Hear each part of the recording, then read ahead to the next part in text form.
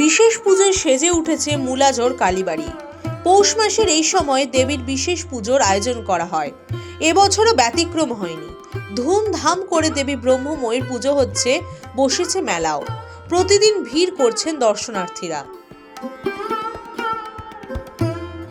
ব্যারাকপুর শিল্পাঞ্চলে একটি অন্যতম দর্শনীয় স্থান শ্যামনগরের এই মুলাজোর কালীবাড়ি। 1219 বঙ্গাব্দে রাজা গোপীমোহন ঠাকুর দেবীর স্বপ্নাদেশ পেয়ে মন্দির প্রতিষ্ঠা করেন। কথিত আছে গোপীমোহনের মেয়ে ব্রহ্মময়ী বিয়ের দিন গঙ্গায় ডুবে মারা যান। এরপরই শোকার্ত রাজাকে দেবী স্বপ্নাদেশ দেন। তিনি গোপীমোহনকে বলেন, রাজার মেয়ে রূপে তিনি এসেছেন, শ্যামনগরের জঙ্গলে তিনি কষ্টে আছেন, তাই রাজা যেন তাকে প্রতিষ্ঠা করেন। সেই মতো এই মন্দিরে দেবী মূর্তিকে প্রতিষ্ঠা করেন গোপীমোহন। মন্দিরের প্রধান পুরোহিত জানিয়েছেন, এই দেবী মূর্তিকে আজও পর্যন্ত কোথাও সরানো সম্ভব হয়নি। মূর্তিটি যেভাবে যে স্থানে রাজা পেয়েছিলেন সেই স্থানেই রয়েছে। কোষ্ঠী পাথরের মূর্তিটি আজও একই স্থানে রয়ে গেছে। তবে একবার সাধক রামপ্রসাদের গান শোনবার জন্য দেবী নাকি তার দিক পরিবর্তন করেছিলেন। 1219 বঙ্গাব্দে রাজা গোপীমোহন ঠাকুর এই মন্দির প্রতিষ্ঠা করেছিলেন। ওনার 9 বছরের এক কন্যা ছিল, নাম ছিল ব্রহ্মময়ী। 9 বছর বয়সে বাল্য বিবাহের সময় পাতুরিয়া ঘাট, যেটা সেখানে গঙ্গা স্নান করতে যায় সকালে, তখন ডুবে যায়।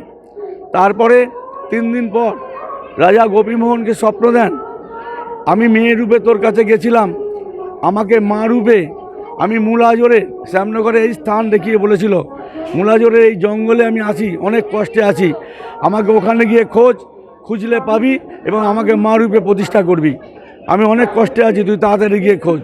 তখন রাজা গোপীমোহন বজ্রায় করে এসে এই স্থানে জঙ্গলের মধ্যে এই মূর্তি এইভাবে পেয়েছিলেন।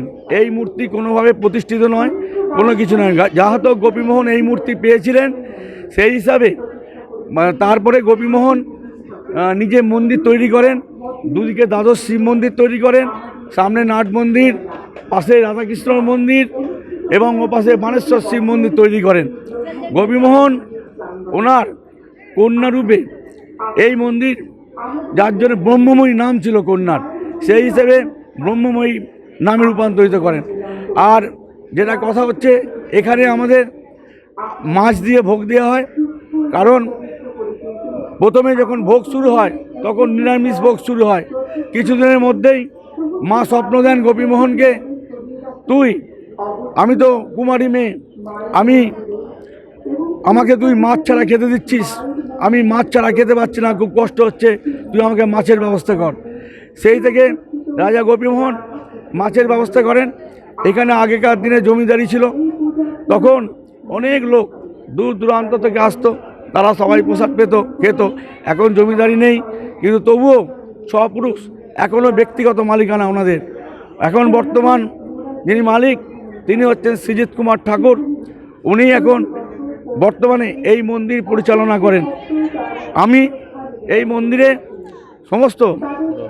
সমস্ত কিছু দায়ভার আমি নিজের কাঁধে নিয়ে এই মন্দিরকে আমি এগিয়ে নিয়ে যাই এবং আমার সহযোগী যারা আছেন তাদের নিয়ে আমি একসাথে এই মন্দিরকে পরিচালনা করি। জানা যায়, মুলাজোর ব্রহ্মময়ী কালীবাড়ি দেখে রানীমা সেই আদলে তৈরি করেছিলেন দক্ষিণেশ্বরের মন্দির।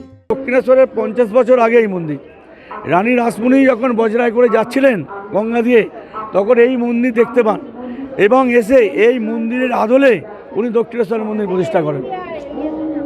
পৌষে দেবীর বিশেষ পুজোয় ভক্তরা রোজই ডালা সাজিয়ে এখানে আসছেন।